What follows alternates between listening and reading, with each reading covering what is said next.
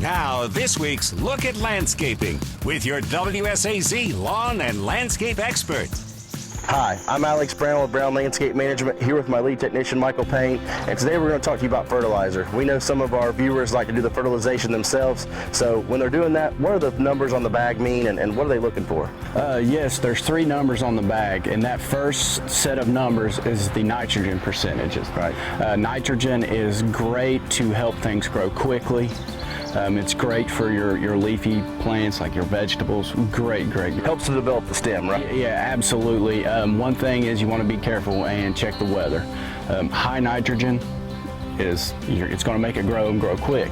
Not only is that your grass and your plants, but diseases and funguses, it makes everything grow. So, right. With our program, we actually start with a lower nitrogen from the beginning of the year until the summer, because it's hot, you're not wanting to mow as often. Right. Plus you also don't want diseases. Right. Once it starts to cool down in the winter time, we use a high nitrogen, which is technically called a winterizer. Sure. Gives it a lot of nutrients, keeps it, slowly growing, stores it, keeps it healthy over the winter time. What's the second number?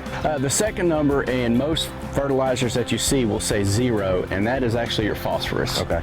Phosphorus helps develop the root system, your flowers, fruit, helps that a lot. This, newly seeded lawns, that new seed immediately gets a strong root system. It's great. Right. But the reason that you don't see a lot of phosphorus-based fertilizers is, unfortunately, that is the chemical that has been leaching into lakes and ponds and causing disease. Okay. Now, so after after you seed your lawn, you want more of the phosphorus, correct? It's like a 10-10-10 or 12-12-12 is ideal for plants, once you start growing the plants, as well as seed, because it helps develop those roots as they're mature. Right, and lastly, we have the P for potassium. Potassium is like an all-purpose vitamin. It's always good to have. It promotes a healthy root system. Also actually helps plants resist the diseases. Right.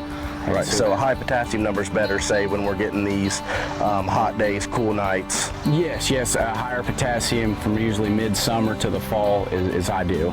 Okay. What else do we put down on the lawn? And for our viewers that like to do that themselves, what are some other things they can supplement? Yes, absolutely. Sometimes in the summertime, right now, it's dry. Your lawns are starting to turn yellow, and you can actually go to the store and buy something called ironite. Iron is a chemical that gives you that quick, nice, dark green. Right. This time of the year, it's just dry. Right. You get that and add some water, and that will help the lawn green up. That changes your soil too. Another thing we get is lime. Tell us a little bit about lime. Lime is probably the most important thing you can do for your lawn and your gardens. This area is very acidic, so when we get all of this rain, and when you're noticing mushrooms and everything, so that rain is not evaporating. Right. So that acid in the rain affects your soil. A lot of people will see violets. That's probably the number one weed in this area, moss.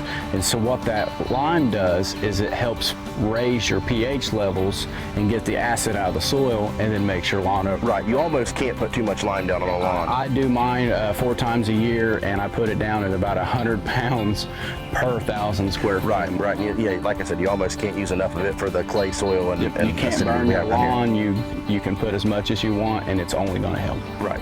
Well, that's great information. If you have any questions about what you've heard here today, give us a call at Brown Landscape Management, and catch us right here Fridays at 4. Have a great weekend.